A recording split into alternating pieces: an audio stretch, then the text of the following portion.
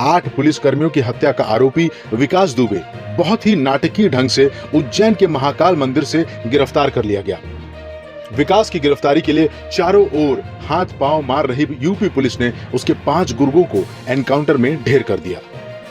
लेकिन विकास की अजीबोगरीब ढंग से गिरफ्तारी के बाद ऐसी चर्चाओं में और तेजी आ गई है कि आखिरकार राजनीतिक संरक्षण के जरिए विकास खुद को एनकाउंटर से बचाने में सफल हो गया।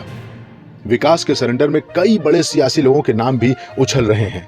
यूपी शासन और पुलिस के रुख मुठभेड़ की वारदात के बाद साफ था कि किसी भी हाल में विकास दुबे को मार गिराना है। यूपी पुलिस की 100 से ज्यादा टीमें विकास को तलाश रही थीं, लेकिन उसके बाद भी उसके सुरक्षित सरेंडर से साफ है कि उसे कहीं न कहीं से सियासी मदद मिली। विकास को ढूंढने में लगे यूपी पुलिस के कई अपराधी भी इस बात से चकित हैं कि आखिर विकास ने इस तरह फिल्मी अंदाज में कैसे आत्मसमर्पण किया। वारदात के बाद 2 दिन कानपुर के शिवली में ही रह आगे की योजना बनाई। 8 पुलिस कर्मियों की मौत के बाद विकास दुबे अपने गांव बिकरू से फरार हो गया। विकास वहां से शिवली पहुंचा और अपने मित्र के यहां शरण ली। विकास इतनी बड़ी वारदात करके भागा है, ये बात रात में उसके दोस्त को नहीं पता थी। सुबह होने पर उन्हें शूटआउट के बारे में पता चला, लेकिन विकास के चलते वो कुछ कह नहीं पाया। सूत्रों के मुताबिक विकास यहां 2 दिन रुका। यहीं पर विकास ने अपनी फरारी और सरेंडर के लिए अपने संपर्कों को खंगालना शुरू किया। यूपी में सरेंडर की संभावना न देख दूसरे राज्यों का रुख किया। सूत्रों के मुताबिक विकास के यूपी में तमाम संपर्क थे। वो यूपी में ही आत्मसमर्पण करना चाहता था, लेकिन मामले के राष्ट्रीय स्तर पर चर्चा हो जाने और पुलिस के तेवर के चलते यह मुश्किल था।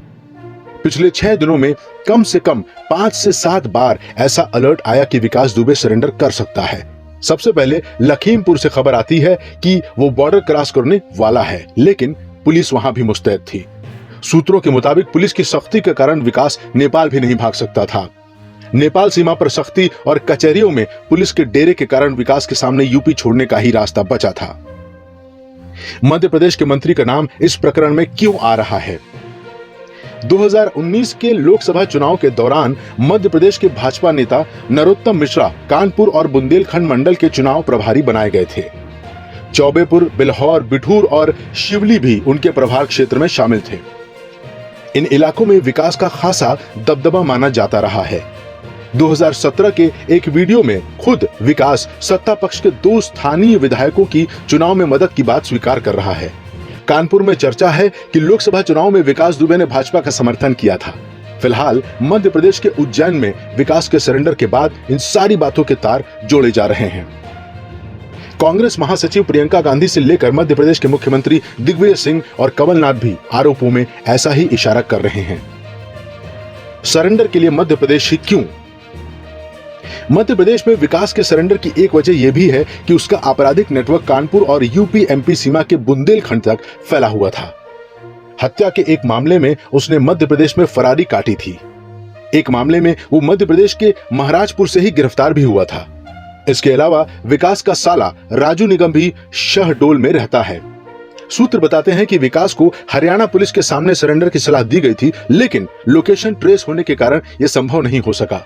सूत्र बताते हैं कि अपने साथियों के एनकाउंटर के बाद विकास काफी घबराया हुआ था और राजस्थान भागने की योजना बना रहा था। पुलिस के बढ़ते दबाव के बीच ही उसे अपने सियासी संरक्षकों से उज्जैन पहुंचने का इशारा मिला। बताते हैं कि महाकाल मंदिर को सरेंडर के लिए इसलिए चुना गया क्योंकि यहां पुलिस के फायरिंग करने की संभावना ना के बराबर थी। ऐसी ही और भी खबरों के लिए हमारे YouTube चैनल को सब्सक्राइब करें और बेल आइकन को जरूर दबाएं।